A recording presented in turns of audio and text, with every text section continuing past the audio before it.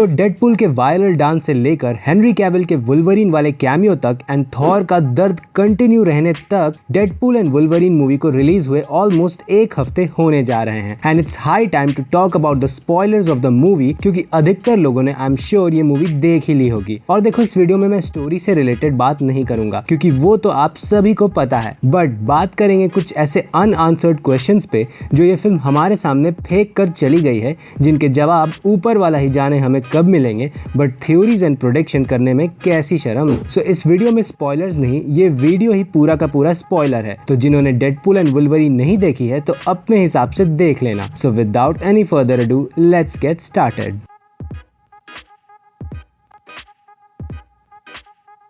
तो सबसे पहले बात करते हैं डेडपूल एंड वुल्वरीन फिल्म के टाइमलाइन की कि आखिर डेडपूल अर्थ 1005 में था तो वो अर्थ 616 में कैसे चला गया। तो इसका सिंपल रीजन है by the help of cables time travelling device. जब हमने डेडपूल 2 में देखा था कि वो केबल के टाइम ट्रैवलिंग डिवाइस को यूज करके हर बिगड़ी चीज को ठीक कर रहा होता है, तो एक बात उसमें मार्वल ने मेंशन नहीं किया था, और वो ये कि ये डिवाइस इसके यूजर को सिर्फ टाइम जंप करने में हेल्प नहीं करता बल्कि टाइमलाइन भी जंप करवाता है। जहाँ पे वेड ने पहले वेनेसा को मरने से बचाया, अपने आप को शूट कर दिया deleting his character from X Men Origins Wolverine से, एंड अब उसका मन किया एवेंजर्स ज्वाइन करने का, तो वो पहुंच गया अर्थ 616 में हैप्पी होगन को अपने इंटरव्यू देने, जहां से ऑब्वियसली उसकी दाल नहीं गली and he is back to his own universe. But सोचने वाली बात है कि डेडपूल के पास अभी भी वो डिवाइस है, यानी देयर स्टिल द पॉसिबिलिटी कि उसे एंड वुल्वरीन को देखने को मिलेगा हमें आगे जाकर एवेंजर्स सीक्रेट वॉर्स में। बट इससे भी बड़ा कंफ्यूजन ये है कि लोगन मूवी टेक प्लेस करती है 2029 में और डेडपूल एंड वुल्वरीन में बताया गया है कि लोगन ऑलरेडी मर चुका है। तो क्या इसका मतलब है ये मूवी 2029 के बाद की है या फिर प्रेजेंट टाइम ही चल रहा है? तो देखो, इसकी दो पॉसिबिलिटीज हो सकते हैं। पहला कि या तो लोगन एंड डेडपूल वुल्वरीन दोनों के दोनों सेम टाइम पर एग्जिस्ट करते हैं,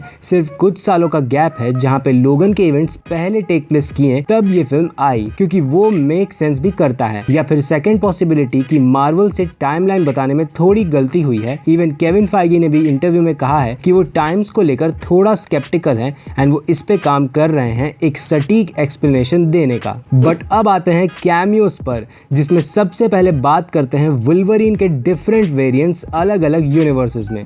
तो जितना मैंने काउंट किया है तो टोटल 8 वुल्वरीन के वेरिएंट्स इसमें फीचर किए गए हैं, स्टार्टिंग विद द पैच वाला वुल्वरीन जो व्हाइट सूट में होता है एंड ये डेफिनेटली मादरीपुर वाला वुल्वरीन है। देन सेकेंडली हमें दिखाते हैं क्रूसीफाइड वुल्वरीन, जो कि मार्वल के अनकैनी एक्समैन वुल्वरीन कॉमिक से लिया गया है, जहां पे ब्लड्स एंड बोन्स से भरे प्लैनेट के बीच में वुल्वरीन को क्रॉस पे टांगा हुआ होता है। देन इसके बाद हमें देखने को मिला शॉर्ट किंग वुल्वरीन, जिसकी हाइट छोटी सी थी। फिर हमें दिखाया गया ओल्ड मैन लोगन, probably one of the most bad S Wolverine, जो कि एक ऐसे यूनिवर्स में एग्जिस्ट करता है जहां सारे सुपर विलेंस ने हीरोज को हरा दिया है एंड ये वाला पीस में अपनी जिंदगी जी रहा है।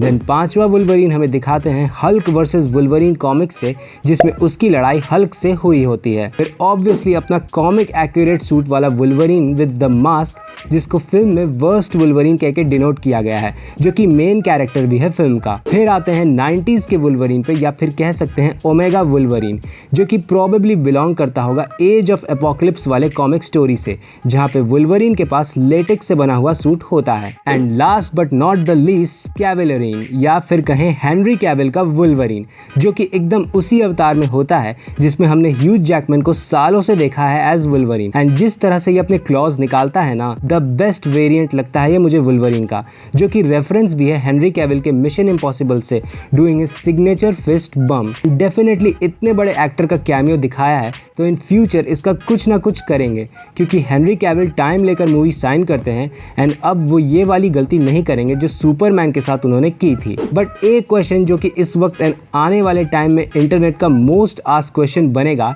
कि आखिर थॉर रो क्यों रहा था एंड डेडपूल को हुआ क्या आखिर में। तो देखो, जितना मैं मार्वल को जानता हूँ ये सिर्फ एक बेट था जहाँ पे इसे एज अ जोक दिखाया गया है। वो थॉर वाला जो सीन था उसे इन्होंने लोकी के डेथ सीन से उठाया है जो Thor two the Dark World में हमें देखा था। एंड यहाँ पे डेडपूल मरने का नाटक कर रहा है थॉर के साथ, क्योंकि सबको पता है कि वो मर नहीं सकता। तो हमारे थॉर भाई की भावनाओं के साथ खेला जा रहा है और कुछ नहीं। #Justice for Thor. But lastly most important सवाल कि इस पिक्चर के बाद क्या फ्यूचर होगा वुल्वरीन डेडपूल का इन MCU। सो हाल ही में एवेंजर्स की 2 फिल्में अनाउंस हुई हैं जिसमें हमें पता चल ही गया है कि RDJ is playing the big baddie doctor Doom. So Hugh Jackman को एक मूवी के लिए तो साइन नहीं किया होगा फाइगी ने।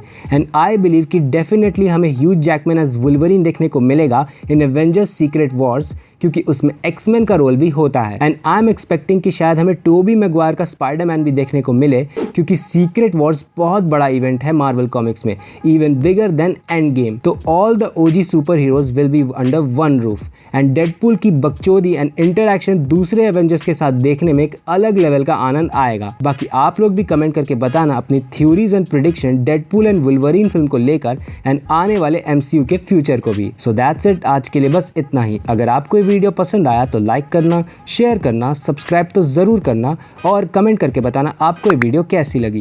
मिलते हैं आपसे आपके नजदीक YouTube के ऐप पर, तब तक के लिए सी या टाटा बाय बाय।